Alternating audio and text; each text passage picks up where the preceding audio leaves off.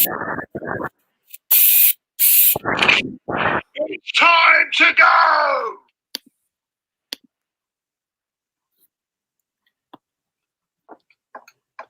Hello, everybody, and welcome to Claude and the Bansters. Hope everybody's well and safe. Good afternoon to everyone in the chat. Hope everyone's good in the chat. We've got a great guest with us today. It's Mr. Dan Potts from the same old Arsenal. How you doing, mate? Yeah, good. Cheers, Tel. How are you, mate? You all right? Yeah, I'm holding up all right, mate. How are you finding it at the moment? Yeah, it's all good, mate. As I say to you, Farah, I'm working from home, so I thought I'd jump on my lunch break, which is nice, and get to speak to some people, which is fantastic. But, mate, I'm working, so I'm one of the lucky ones. I'm safe. I'm well. I've got me health and me house, so I can't complain too much. But it does get quite lonely. So I'm missing my family like everyone else is, missing my friends, but let's hope it's not too much longer and try and stay positive, and we'll see how it is. But thanks for having us on as well, Claude. Really appreciate it, mate. No, it's a pleasure, Dan, and always welcome on here, mate. I tell you, it's a pleasure having you. And let's start with the football. And the links to this morning is that Aubameyang might stay after all. What's your feeling? I mean, because of the money situation, what's your feeling, Dan, on this? I've said it for a while that I wanted to obviously keep Aubameyang, but for me, I've always said now, because of the situation with the contracts, we were told, he's not going. This isn't going to happen again. We're not going to get to this stage, and we saw it with Ramsey. Now we're seeing it again with Aubameyang. If it does get to the stage where Aubameyang is going, I'd rather him just leave on a free instead of trying to get this 60 million or 70 million, because they ain't going to replace him. Ain't going to replace Aubameyang with 60 million, are we? The only players that are going to replace Aubameyang are going to be Mbappe, Haaland, Aguero, Suarez, Griezmann. We ain't going to get any of those. So for me, I think when it comes to it, I'd be more than happy to keep Aubameyang. And if he wants to leave, then he'll have to leave on a free and walk away, and he can choose where he wants. I'd rather do that than give him to Man United for 60 million like we've seen before. But if the rumours are true that he does want to stay, he does seem happy. Aubameyang has never come out and said that he wants to leave, has he? He's never come out and said, I want to leave this club. It's not the club that I want to be at. He does seem happy. He looks like he's settled in with some of the teammates there. I think it's great news if he does stay. I think he's an elite striker. I don't care if he's 31 or 32. If you're scoring 30 goals a season, you need to be in the Arsenal side. And I do feel that with a couple of additions with our spine to give us a little bit more of an understanding of some stability in defence and a bit of presence in midfield, with Aubameyang scoring 30 goals, it will cement our chances into top four with him than without him. So for me, if Aubameyang's going to stay, I would 100% be over the moon. I think with Lacazette, it's an interesting one because we've obviously still got a great striker in Lacazette. I don't feel that Lacazette scores the amount of goals or is as great in the side as Aubameyang. He's always been my favourite one. A lot of people disagree and say Lacazette works harder. I don't care. If Aubameyang's scoring 30 goals a season, I'll keep him in my side over Lacazette, who gets 15. So as much as I do like Lacazette, and I would like to see him play a lot more together, if Aubameyang's staying, I'm a happy boy.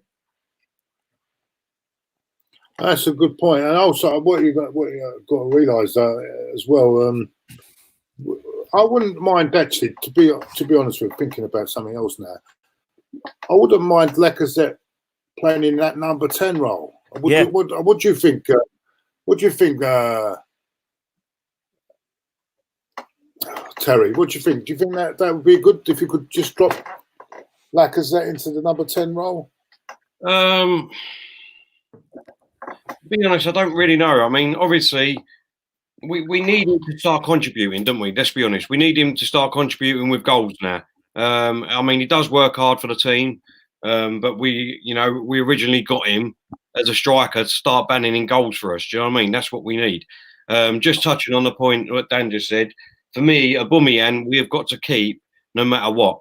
You ain't ever going to go out and get a player of his capability and his goal scoring rate with how much money that we can spend. We're just not going to get it. So for me, he is our star man. There's a lot of young Gooner fans out there that probably that have been saying, let's cash in on him now. He's 31 years old.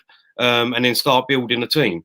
But let's be honest, we've started building a team with Pepe, Guendouzi, and a couple of others, and yet they're getting voted most overrated player at the moment as it is. So if they don't come over, these new players, and hit the ground running, we're all going to be on their backs already, and we could potentially put ourselves 3 to 4 years behind everyone else if we got rid of Aubameyang. So for me, we've got to do everything in our power to keep Aubameyang, and I wouldn't mind trying Lacazette in that role, but to be honest, I don't know. I think we need someone that's going to start getting, helping getting goals, because at the moment we're relying too much on Aubameyang, and we need other players now to start stepping up and helping getting goals. I think as well, the main thing to say about that as well, Tel, just touching on what you say, is Aubameyang through the centre. Obviously, he keeps getting forced out to the left, which I don't like. I'd much rather see him through the centre. With Lacazette, I'd like to see him playing off of him, but I actually think the number 10 role is pretty much done, is dead in football. And I've said it for a while now. And the reason I say that is not just because of Mesut Ozil, but if you look at players like Kevin De Bruyne, James Maddison, Jack Grealish, they're not actually playing in number 10 roles. Everyone thinks they'd be a replacement for Ozil in a number 10 role. They actually play in a 3 in midfield like Liverpool do. And you have that hard working midfield 3. And that's what I'd like to see Arsenal go towards now. And if it means that we have to play Pepe and Martinelli either side of Aubameyang and drop Lacazette, then I don't think that's an issue, because it's great strength in depth. And I think that Mesut Ozil just needs to be out of the equation now. I don't think that he's just, the number 10 role's done, and that's the only position he can play in. I've never been a huge Mesut Ozil fan. He does the bare minimum. There's times against, let's say, Burnley at home or Southampton at home where he looks absolutely fantastic. But tell him to put that performance at Anfield or the Etihad and he disappears. That, to me, isn't a world-class player. That's just a player that wants to turn up and do the bare minimum. So, for me, the 3 in midfield that I'd like to see would be a hard-working midfield 3. And I think that we need to recruit a couple of those in the summer. Maybe Jack Grealish is one of them. Thomas Partey has been tipped as a potential transfer target. I think that would be a good signing and give us some presence in the middle. And if you wanted to play a Torreira in the middle there, or maybe a Guendouzi with him, then perhaps that would work as a midfield 3 for Arteta. But I think with Lacazette in a number 10 role, if we are going to play a number 10, I'd personally like to see him have a go there, because then he can play off of Aubameyang behind him. But number 10 in football, for me, I'm not too sure about it for the future. There's no other team in the Premier League that's playing it at the moment apart from us in the top 6. Shout, by the way, Cole, big shout out. He's saying, I'm going to say the Melbourne Gooners, big thumbs up to the Melbourne Gooners out there. I agree. I think you're thinking alongside the way Dan. You're thinking more alongside like the way Liverpool play. Then more like that sort of system. With two. I get you. With the 2 fullbacks getting more involved, you mean? Yeah, so if you were to have, say, Bellerin and Tierney that are pushing forward, I think that would be okay if you've got 3 hard-working midfielders. If you look at the 3 hard-working midfielders that Liverpool have got, none of them are technically amazing, but they're absolute workhorses. Wijnaldum, Henderson, Oxlade-Chamberlain, James Milner, Fabinho, Keita. None of them are technically gifted like Mesut Ozil, but they'll put in a shift for 110% every single game. And I think you need that. I think you do need that in the way things are going. And I think that, Kevin De Bruyne does that with Man City. He puts in a shift. So does David Silva. They're technically better than some of the likes of Henderson and Milner, but they'll still put a foot in. I think some of our players don't really give the work rate and the hard working mentality that I think some of them do. I think some of the youngsters probably do in Willock and Guendouzi, and maybe even Maitland-Niles would put in more of a shift than some of the likes of Xhaka and Ozil, but I'm not so sure that they're quite ready yet. So I think that it would be good to see us recruit in the summer in midfield, because I think that's the area that I believe we are still weak. I know everyone goes on about the defence, but to be fair, our balance in midfield this season has let us down under Unai Emery, Freddie Ljungberg and Mikel Arteta, in my opinion. Yeah. Just for me, picking up on Ozil, I mean, I am a big Ozil fan, but I do think we should set him there. For the simple reason is that we can't accommodate him. You know what I mean? The player that he is, the player that he wants to be, we haven't got the players to go around him either to make him that world-class player. Like you've just said, if you put him in that Liverpool team behind them players, he'd be world-class. He'd be world class because obviously he's got the players around him. He's got 10 other players that can do the 110% work rate, if you know what I mean. We're not just relying on Ozil to do it because he's our star player in most Arsenal fans' perspective, if you know what I mean, because he gets 330 grand a week. So really, you know, I think a lot of people think that he should be putting in 190% more than anybody else, if you know what I mean.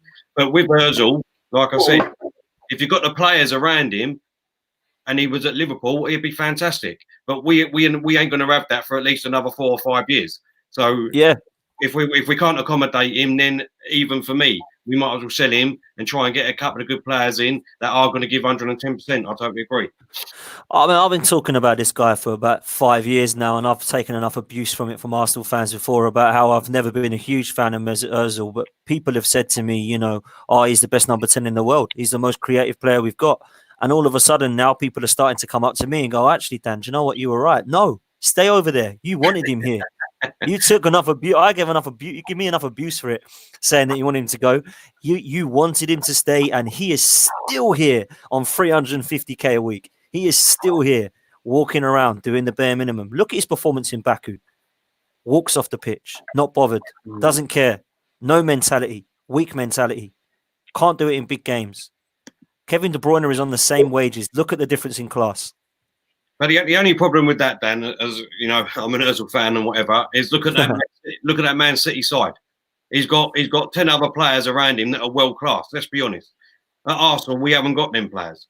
We haven't. You know what I mean? He's playing alongside, let's be honest, Guendouzi, Xhaka, Mustafa, you know what I mean, David Luiz. Yeah, he's playing with kids basically. Do you know what I mean? He's a World Cup class player.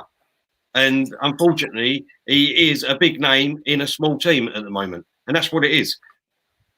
And the problem that I've got with that, though, Tel, as well, is the fact that he's on that amount of wages, which isn't his fault. He was put on that wages, right? I accept that point.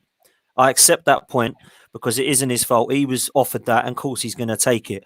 But when you get the situation of 2 assists in 2 years on 350 grand a week, whatever it was, and 2 goals, I'm sitting there thinking, come on. Like this for me is a player that is now dead and buried, and he's done at the club.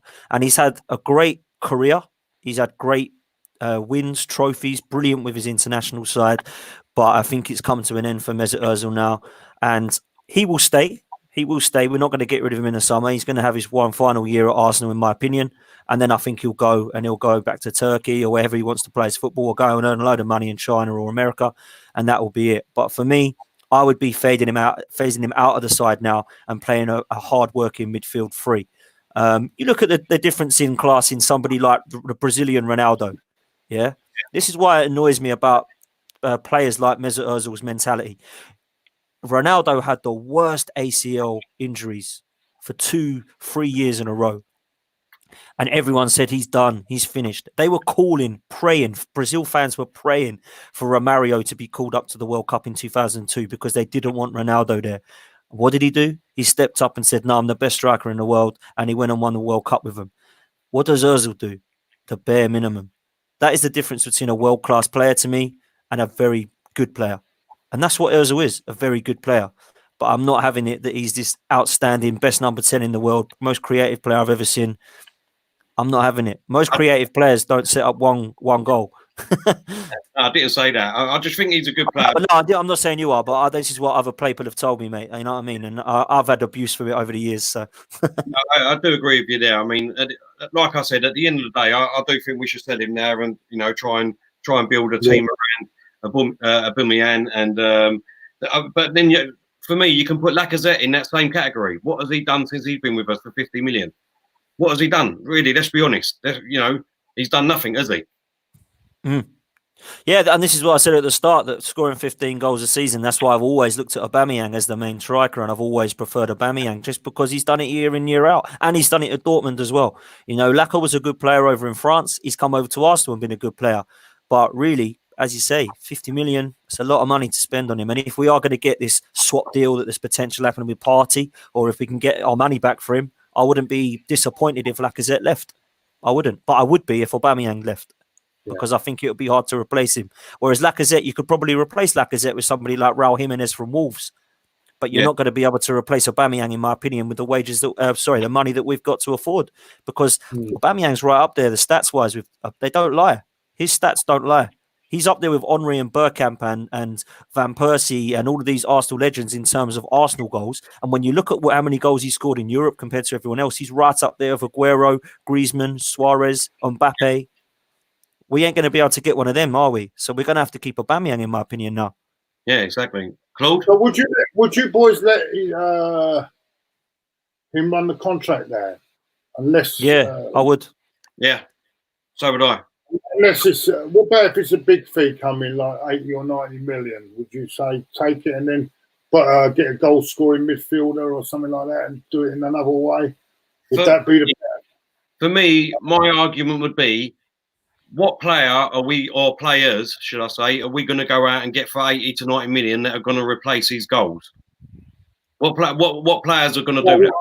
What I'm trying to say is, instead of getting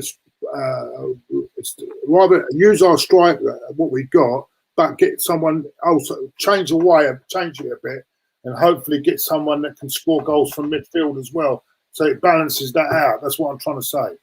So my argument would be, why not, instead of getting the money and trying to get two players to come in to do his job, why not just give him what he wants to keep him so he can do that job which we know he can do anyway, and he is doing. Why not do that? Yeah, I think if we can get, as you say, if we can get Ozil off the wage bill and probably maybe even get Lacazette off, and then I think we'd be okay. I think then we can give him the money he wants as well. So, yeah, that's a good point. Yeah, I suppose. Yeah, there are things we could. Moving on to another player linked with, actually keeping with Lacazette, because there's been a lot of suggestions this morning that a swap deal is very possible with Lacazette and Thomas Partey. How would you see that, Dan? Yeah, it's been one that's been abandoned around for a few weeks now, but it's no secret that Atletico Madrid like Lacazette. And I can see why, because Diego Simeone is perfect for the manager of somebody like Alex Lacazette, because he is a player who holds up the ball well, he does work hard, and he's the kind of muscle that Diego Simeone, I believe, would look at somebody like his forward line and think, okay, I'm looking at somebody like Lacazette as my kind of style of player. So I can see why they're interested. Thomas Partey apparently wants a new challenge, and there's a release clause, I believe, of £43 million. If we've got £43 million, which I believe we should have, whatever happens, I would just rather release his clause and keep Lacazette and get Partey. However, if they do not want interest of Arsenal and we haven't got 43 million to release that clause, then maybe that's why we're looking at a deal that could keep both people happy. I would worry, however, going just on the Aubameyang thing, linking in with Lacazette, if Aubameyang would stay, if Lacazette was to go, because they're so close. They look so close. I've been watching Ian Wright's on Arsenal's official website, the videos he's doing at the moment with Aubameyang and Lacazette, and they just look so happy at the club. Look so happy playing together. It's so friendly. Such a good friendship there. So I'm not so sure that it would be a wise move to get rid of both Lacazette and Aubameyang. But if Lacazette is going to become part of the Partey deal, I believe personally we need a player of Partey's quality more than we need Lacazette's quality. So I think it will probably be a better deal for Arsenal in terms of what position we need. I think we've lacked this position since Patrick Vieira in 2005. I mean, I did put the argument out there that Gilberto had another couple of seasons where I was a massive fan of Gilberto Silva, but we haven't replaced Patrick Vieira. And Thomas Partey, I believe, would replace that in terms of his presence, his power. I believe that he's the hard-working midfielder that I was talking about a few minutes ago that Liverpool have got in their Fabinhos and their Keitas and their Wijnaldums. So for me, it would be a good signing. But, you know, I don't see I don't know what the truth is. I don't know if the rumours are true. But I could see that happening. Claude. Yeah, it's a possibility. I mean, the only thing with the Lacazette, I know they're great friends and everything like that. but it's not working, is it? When they're both playing, we don't seem to get the right. I don't know whether it's the way we play or the way the system is, but we don't seem to get that right balance when they're both playing, because you have to put Aubameyang out wide and you have to put him down the middle. And I mean, I don't know. I mean, we shall see. I think the swap deal would be great, but if it's, as you say, if it's going to affect his losing Lacazette is going to affect him in that way, then what do you do? I mean, I don't know. It is a tough one. It is a tough one. There's a we're going on to Pablo Mari. He's saying that he wants now to stay at Arsenal. So that's I don't know what you make of that. He's saying that he wants to extend his deal into next season. So that's, I think, as part of the squad, I think he'd be a good squad player. Whether he's a first choice remains to be seen. But do you think we now need to look? I mean, the situation is really bad at the moment financially for every club. I don't know whether there was a report today in the Premier League that something, I think it was John Cross said that one of the major Premier League clubs is in a lot of trouble financial wise. I don't know who it is. I hope it's not us. But will that affect our spending this year? Because I was hoping, to be honest with you, I was hoping that we would get the players out that are no longer good enough for this football club and get more players in. But it looks like that won't happen this summer. And I'm worried that coming to next season, we're not going to go forward. We're just going to stay the same. And I don't know about you. I don't know about you. What do you think, Terry? Look, my gripe is with this, with the transfer window and things like that, is, you got, as you said, you got some teams that are struggling financially, money-wise, and you got some teams like that crappy club down the road, you know what I mean, that puts their non-playing staff on furlough, do you know what I mean? And then probably come the transfer window, they're going to go out and spend 50, 60 million. So for me, it's quite an hard debate, really, because obviously my point would be that you've got to look after your staff first. We shouldn't even be thinking about transfer fees and all things like that, because we don't even know how long this is going to go on for, this situation. Do you know what I mean? I know that the other day Sky was talking about hopefully that they can get some football back in June. But we don't know how long this is going to go on for yet. Obviously, it looks like they'll probably be able to play behind closed doors. So I don't know how they're going to sort that out season ticket wise or money wise with people that's already paid. Probably go on to next year.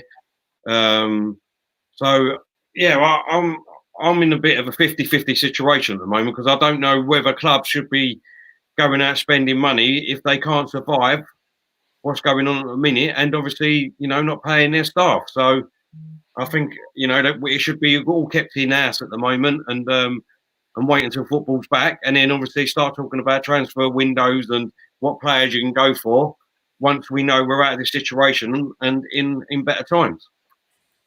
Yeah, but it is quite worrying. I mean, I don't know about you, Dan. I find that quite worrying. That one of the big clubs is really struggling. Apparently, really struggling to keep going. Apparently, they're losing a lot of money. I don't know which club. He didn't say which it was, but I read it this morning. He wouldn't reveal which club it was, but that is worrying, isn't it? Massively worrying. I've got a couple of sources in the know that I've kind of fairly reliable, and I'm not saying it just because I'm an Arsenal fan, but the rumour is that the club in question is Spurs, because they are paying billions and billions off because of their stadium. The rumours apparently are true that Daniel Levy has asked Pochettino to take a pay cut from the severance package that he's paid him off to sack him. He's obviously refused that. They're in so much trouble. So I believe Arsenal are as well. I think we are financially a bit screwed. And I think we already were. You know, we were a team that are on a Champions League wage budget and we're in the Europa League. We're not even in Europe at the moment. So it's a team there that's a very expensive team. It does worry me. I do think one of our best pieces of business has been getting William Saliba in because he's coming whatever. So if no one else can make a signing, at least we've already got one in a position that I believe we need. So I would say when you get to a situation of transfer windows, I'm kind of with Terry at the moment. We don't know how long this is going to go up, but it is going to be something that we do need to talk about because we are a team that are in transition. We are rebuilding, and Arteta needs to be backed. And if the board can't back him, then it's going to be very hard for fans to start turning on Arteta because they will, because we do have a very toxic fan base, Arsenal, and they will start turning on Arteta if the results don't come the way. However, we do get into a situation, boys, where we need to start backing Arteta with building a team around some of these great youngsters that we've got. You know, I'm happy with Leno. I think Bellerin can do a job. I like Tierney. I think Saka, Saliba. I think Torreira, if he does stay, has still got potential. I look at players like Martinelli, Guendouzi. So I'm looking at this thinking, okay, I'm happy with some of these players. If we can build around this and we can actually look at some of the squad that I believe we need to improve on in terms of the spine. So our defence definitely needs improving. Defensive midfield needs improving. If we can get a hard-working three around what I believe would be a good spine, which I don't think we've had since Sol Campbell and Patrick Vieira, to build around some of these youngsters to have some leaders in that team, there's nothing stopping us cementing a place in top four. There's nothing stopping us in a few years' time rebuilding like Jurgen Klopp has and putting together a title challenge. But we need to be having the backing, and the board need to back Arteta. And we don't have the funds for that. It's going to be very, very hard. Yeah, there's a thing on there. It's an Arsenal Stars, which is 1 minute. Just get this up. Arsenal Stars players agreed a 12.5% pay cut after being offered an incredible Champions League bonus plan. They will get money paid when reimbursed if they qualify for the Champions League next season, plus a £100,000 bonus. I mean, what do you think of that, boys? I mean, really, I mean, come on, you don't need no incentive to try and get into the Champions League anyway, do you? So getting an £100,000 bonus for doing your job is ridiculous, really, anyway, isn't it? You know what I mean? This is what we're paying these players, all this money a week to get us in the Champions League. So getting an £100,000 bonus is just ridiculous, really. And, you know, like I've been saying, for me, I'm old school. So I think the players really should have come out a lot quicker and a lot earlier than what they did by taking a pay cut anyway.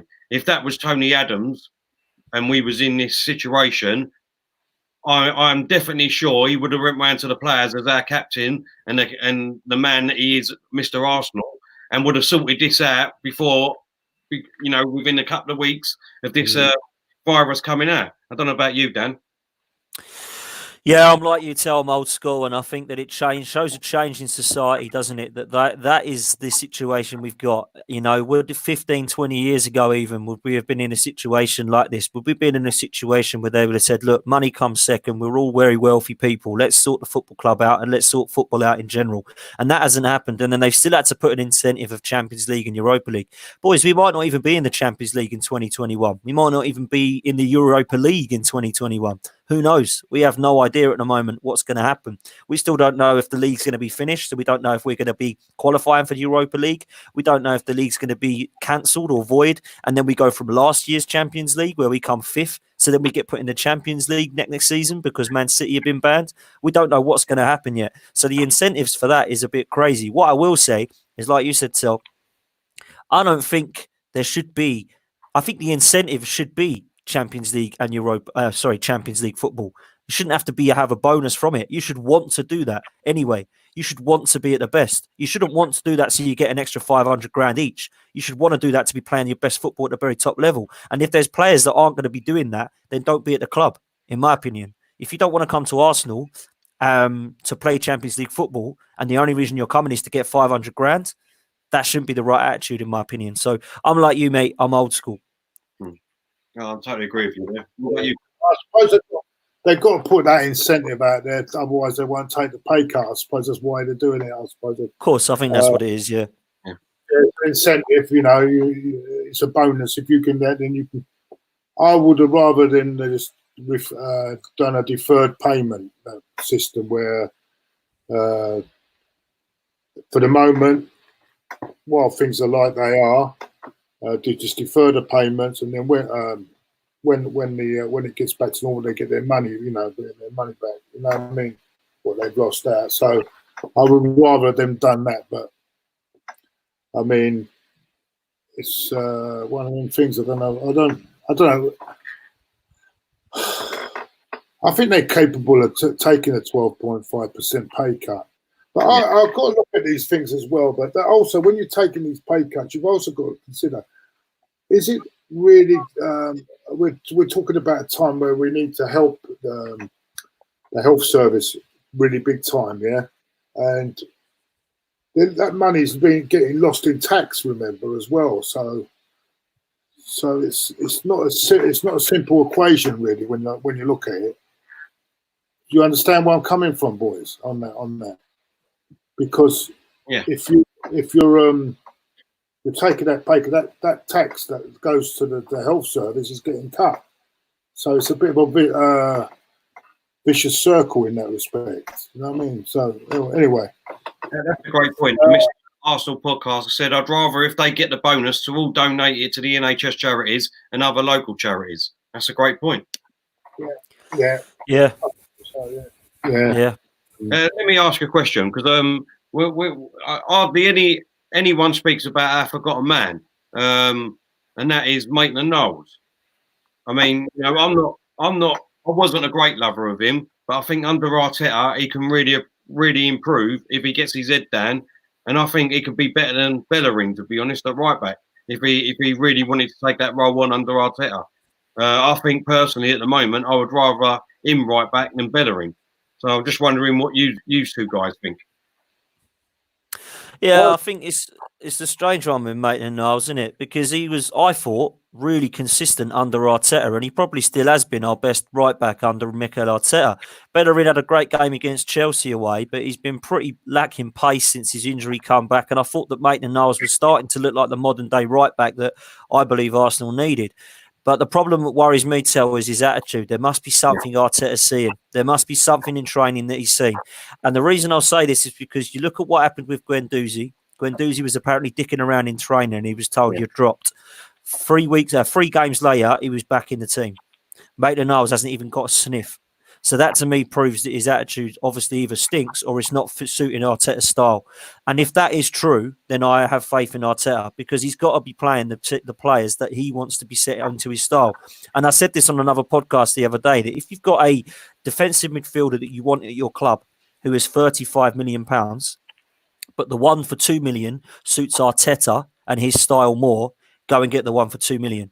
You've got to put faith in the manager. You've got to say to Arteta, do you know what? You want that player. You want Cedric Suarez. You want Pablo Mari.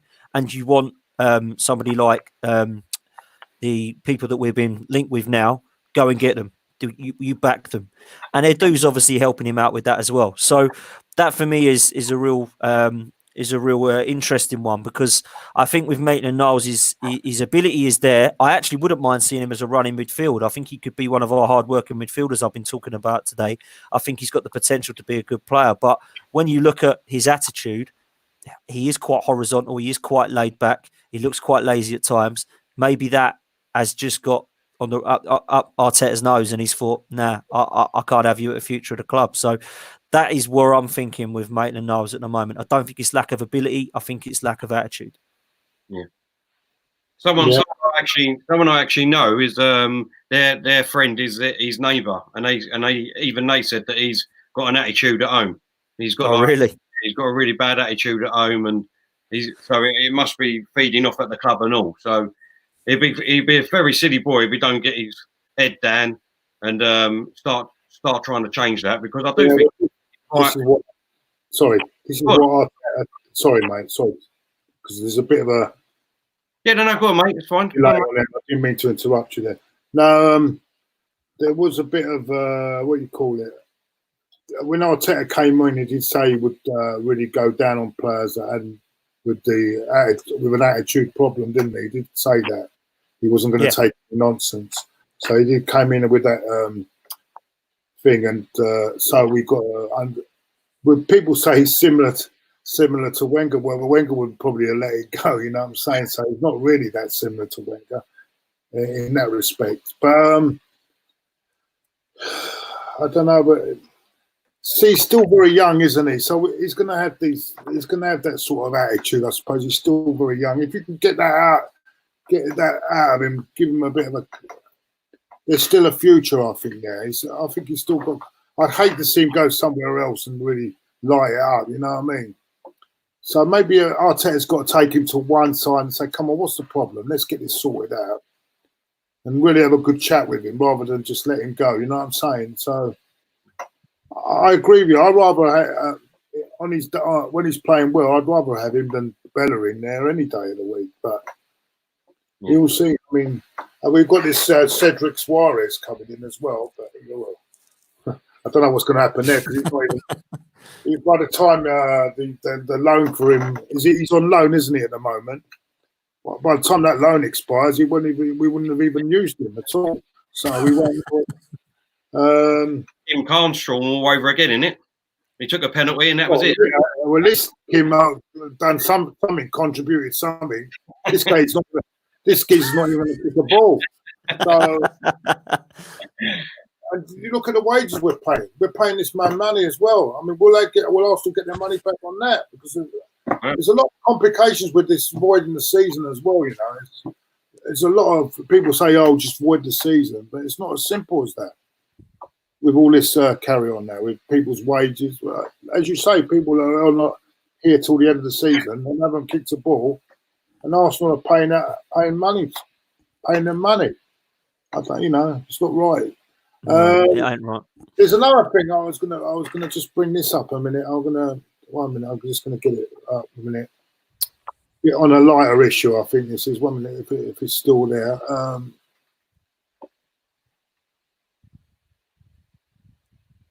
There we go.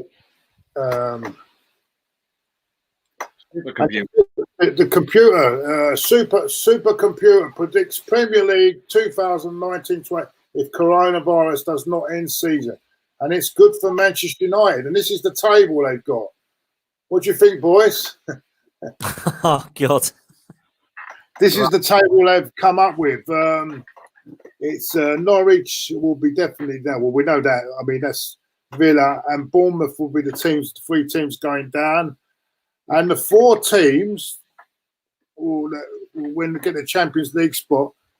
And if you look at it, I think that I might have a disagreement on the 4th and 5th because I think United, the way they're playing at the moment, are coming strong, and they might just pick Chelsea for that 4th, but they reckon it's going to be close between them two. They've got Arsenal down in 9th. Tottenham's down in 7th at the moment. But the interesting thing is that with that, it means with the Man City ban, they've got it down as if Manchester United will qualify anyway in the Champions League spot. So what do you make of that computer prediction, boys? Yeah, an interesting one, isn't it? It's an interesting one. I mean, the 3 relegated, like you say, Claude, I don't think that's a huge shock. I think Norwich were dead and buried, bless them. I don't think Aston Villa have got enough, even with Jack Grealish, to get out. And Bournemouth have been on such a bad run this season that I think that they will be the ones that just do go down. Brighton and Watford, I think, will probably be around that sort of place also. But I think Bournemouth have probably been over the season a lot worse off than those 2 sides. I'll concentrate on the top 10 because Liverpool are obviously winners. City, I think, will come definite second. I think Leicester have got enough to keep third because I think their squad is very, very good. I think this it's not given enough credit as far as I'm concerned. I think Brendan Rodgers has been great there. I'm going to put Man United in 4th because I think Bruno Fernandes has cemented them a top 4 place. I mean, it's amazing how one player can make you play so well. And I think Luis Suarez did that with Liverpool that season. Liverpool weren't amazing that year. They nearly won the league, but Suarez made them amazing. Bruno Fernandes just looks to be the player that has lifted Manchester United's spirits, and he's improving players around him like Rashford and Martial. So for me, I think Manchester United will nick fourth. I do think Chelsea will stay in fifth, though, because I think that Chelsea have got enough quality throughout their spine. You know, I've been a big fan of Abraham. I think Mason Mount and Kante, you know, have improved Jorginho. So for me, I think Chelsea will be, that's the top five. I think that Wolves, Tottenham, Sheffield United, Arsenal, Everton, I think the top half will be that. I think the top half will stay that top half, but I'm not sure it will be in that order. I think Tottenham will have Kane and Son back, so I think they'll get sixth. I think Wolves will get seventh, and then I think it will be a fight out between Arsenal, Sheffield United, and Everton. But I fancy us to come eighth, and then Sheffield United in ninth, and maybe Everton in 10th. So I think that it will get to that top half because Everton are picked up under Ancelotti. But I fancy us just to finish ahead of Sheffield United, even though I do feel that Sheffield United have been in such an amazing season. And Chris Wilder, for me, at the moment, should be considered manager of the season ahead of Jurgen Klopp, just for the pure fact that what Wilder's done is more impossible, in my opinion, than what Jurgen Klopp's done. So that's the way I see the top half. I don't know about you, Tel. Tel, what do you reckon, Tel? Yeah, just quickly, we've got a super chat from Daniel, the blind gooner. He's put, afternoon, guys. Hope you're well. Hope you're well, Daniel. Hope you're good, Daniel, mate. Daniel, I'll ring you I'll ring you after the show. I know I've got to get back to you about something, so I'll ring you after the show, Daniel. That's right. Yeah, go on. So, what's he saying? What? Yeah. So, thank you for. Yeah. Sorry. Go ahead, Terry. Sorry, mate. Sorry. Yeah, I mean, I'm just looking at the Premier League table now. It's not too dissimilar, to be honest. Obviously, there's a couple of teams that have sort of jumped over each other, but it's more or less exactly how it is now, with the bottom three as they are, and the top five, the top six are in the same place. So, I mean, obviously, you know, we've got a game in hand, but it's against City. Are we really going to win that? Under Arteta, you know what I mean? I am more confident than what we was under Emery. If it was Emery, then that would definitely be 3 points for Man City. I'm not saying that we're going to go there and where would it be? That was at our ground, wasn't it, Dan? Well, it was at Etihad, wasn't it? Was Man it? City. Yeah. So it'd be at there. Well, it's going to be an hard place to go. But you know, the thing is, sorry to interrupt you there. Yeah, I think they're looking at our fixtures because we've got Liverpool at home. Yeah. Man City away. Yeah. Wolves away. Tottenham away. Leicester at home. We've got Leicester at home. I think we've still got Norwich. Have we got Norwich at home still? Norwich at home. Brighton away. Southampton away. Villa away. And I think that's it. I don't know. Have we got Newcastle? We played Newcastle. I went away. Yeah. Yeah, and Southampton as well. So, if you look at those fixtures that we've got left, I think I can understand why they've got us outside. I think because if you think about it, Leicester at home is not going to be easy. It's not an easy game, and the Tottenham and Wolves away.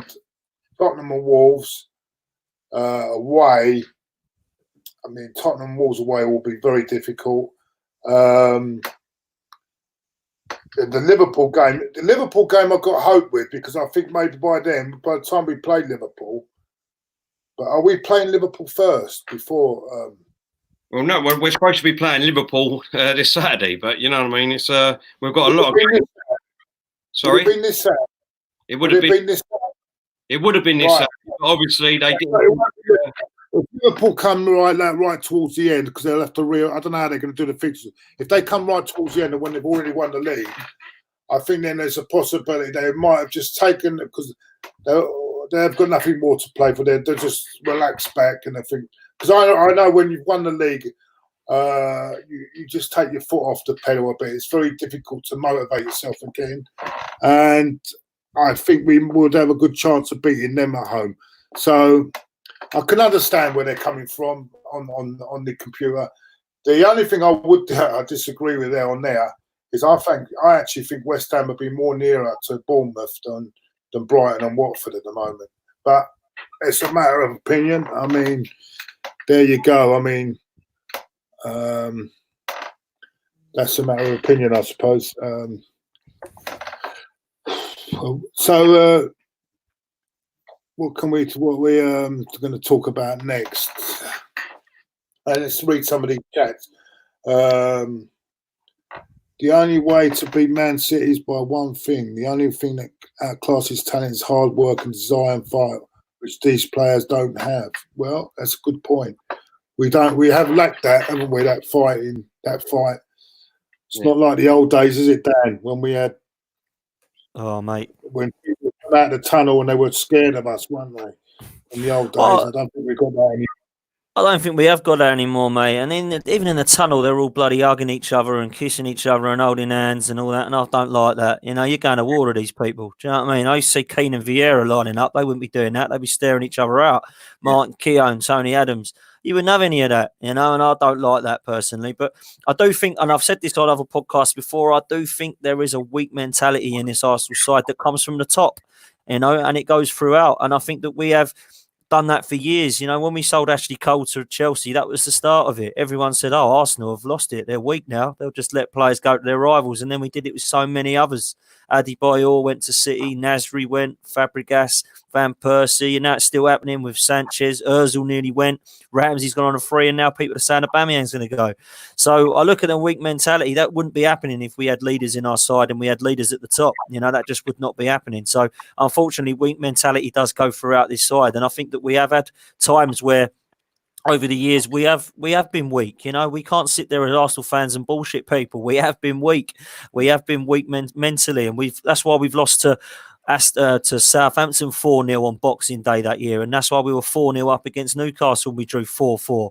We lost 8-2 to Man United. We lost 10-2 to Bayern Munich on aggregate. All of these results have shown that we have a weak mentality, you know, and that's what's got to change now with the new regime. And whether it's a new board or it's a new owners that come in, that's something we need to look at and not copy, you know. And you can look at recruitment at how bad that's been.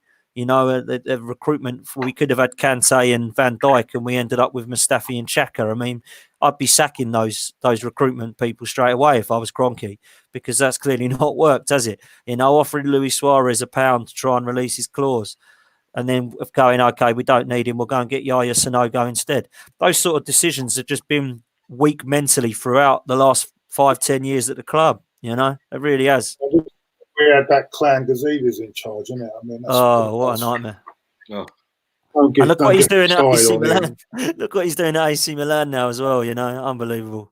Yeah. I never smashed the thing up when I saw this video come out. What was it? When they're all gathering around at this kit launch thing, and they're all around because oh, you're doing a great job. They don't even want to smash the doing a great job. You're doing a great job. Ivan, you're doing a great job. You know that Chris, Ginger Chris. Oh, God. Doing a great job. Yeah, another one. They're doing a great job. We should be so grateful for it. I thought, do me a favour. I'm totally with you, mate. For me, I think a lot of it. A lot of it is obviously down to the players themselves. We haven't had great players, and the recruitment has been rubbish. Let's be honest. But the last few years of Wenger's era, all through Emery's era, even if we can call him that, I mean, he was just a fucking big mistake to me, Emery.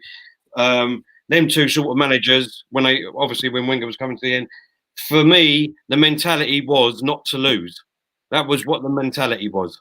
It weren't going out there and beating these teams and winning. It was not to lose these games and defend and not go out there and play as Arsenal, you know, like attacking football. And that is where I'm excited with Arteta. I mean, obviously, we ain't seen it yet. We ain't leaking as many goals as what we have been doing with under Emery and Wenger. We haven't been scoring a lot of goals. I totally agree with that. But once Arteta's got that sort of in place, the defence, his midfield and his attackers, his own team, I do think Arteta is a manager that will go out there and think he can beat any team. Because he's obviously got that from Pep Guardiola when he was at Man City, and that's how Man City play. And I think that's how we've got to play. You've got to go out there and play your own game. And if you don't play your own game, then you're already losing in my eyes. And that's what happened under Wenger and happened under Emery throughout his time at Arsenal. Yeah. It's a great point in the chat here by Mr. Arsenal podcast as well. Let's be honest, since we ain't been the same mentally since David Dean walked out, I think that's a great point. Oh, it really is. Yeah, that's true. Yeah, he also made a point. Where's that other point he made? I had it here a minute ago. That one. This is a great point as well. Yeah, that's it. Had his leg broken, players mentally let it affect them so much, and no coincidence we threw that league that season after that. Yeah, that's another thing. Yeah, that was a mental problem we had as well then. When Eduardo broke his leg, everyone just. I remember that was when Gallas was crying on the pitch, innit? Yeah. I really honestly thought we were going to win the league that season. That was the season for me. Everyone goes on about 13-14 when we won the cup, and everyone goes on about the season Leicester won it, and 10-11 when we went out to Birmingham in the League Cup. But that 07-08, we should have won that league that season. We were 5 points clear with 12 games left. Eduardo broke his leg. We had apart from Almunia in goal, he was a disaster for me and a nightmare keeper. Every single other place we had in that position was well covered, and we had strength in depth. I thought Gilberto, Fabregas, Flamini, Adebayor, Eduardo, Van Persie, Rosicky, Hleb, Sagna, Clichy, unbelievable side, and we should have won it that year. That was the year we threw it away massively, in my opinion. I totally agree, Dan. Arsene Wenger stepped down on it years ago. Do any of you remember that? Yeah, I remember that. I was thinking about that this morning, actually. Yeah, that go today. Time has gone really quick, isn't it? And mad, isn't it? Yeah, we remember that. I think, I remember making a few comments that day that didn't go down too well. Never mind.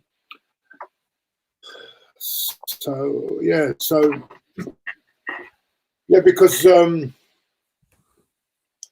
you know what you're saying about the mental side of things as well. And this is where I think Wenger lost it a bit. I think instead of going on about it like he did for a long 2 or 3 weeks and feeling sorry for himself, he should have tried. He should have just tried to get the players. Look, this has happened. It's a mishap.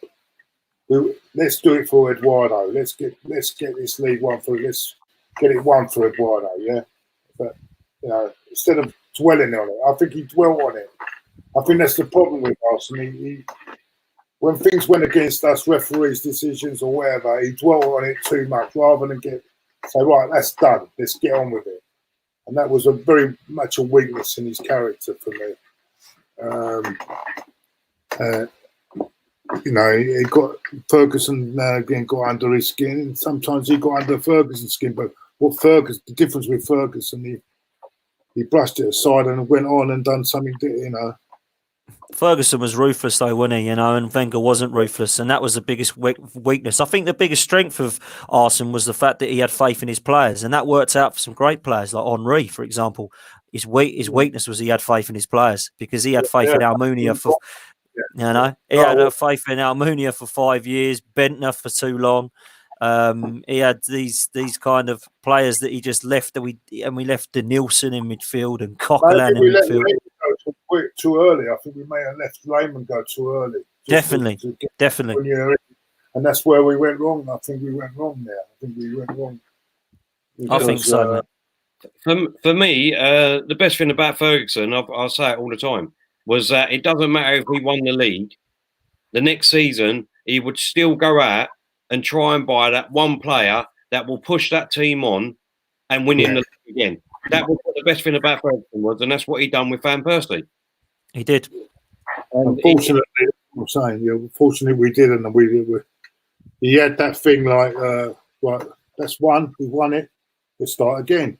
Yeah, not living on that word. And I think our players had that mentality where that's why I don't think we could win we came close in the 2003 to win it. We could have won it in that era, 2000, to winning it 3 years in the trot. We won it 2 out of 3.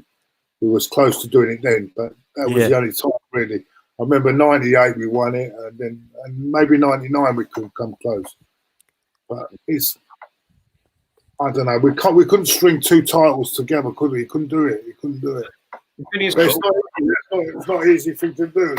I mean, like you're saying, you have to have that special. You know what? Also, you have to learn to cheat a bit as well. And I think whether people like it or not, whether you call it gamesmanship, cheating, or whatever you call it, you've got to be able to be a bit naughty. I think if you're too good and too nice, so you don't get anywhere, I'm afraid. And that's what makes you even separate the real successful managers from the ones that are great but not got that extra level higher. You know what I'm saying? I think Ferguson couldn't care less who he hurt. You know what I mean? Yeah. He'll cheat. I mean, not also with he used to wind with the watch. He used to always, you know what I mean, get into referees, and that's another thing he used to do. He used to be. I noticed another thing he used to do with other managers that Wenger never done. He used to be all very nice and friendly with other managers, saying they do this. They're great. Even the ones that like Pulis and all that. He used to praise them because he knew that when they play us, Wenger, he didn't get on with people like Pulis, did he? But Ferguson made a habit of getting on with them people because he know that they'll rough us up and they will fucking let them.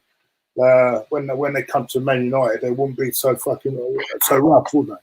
So this is where Ferguson was more clever in that respect. I don't know if you agree with me on that. Yeah, I do. 100% agree with everything you said. Yeah, I think Pulis, and Sam Allardyce and Alan Pardew and all that, Fergie was loving them because they would get up Wenger's nose, and that's exactly what they did. And Arsene Wenger just couldn't deal with those sort of style teams, could they? Anyone that come and beat us up, Stoke, Blackburn, Bolton, just couldn't beat them. Yeah. And, I've got mixed emotions. The thing is, Wenger always used to complain about when that happened to him.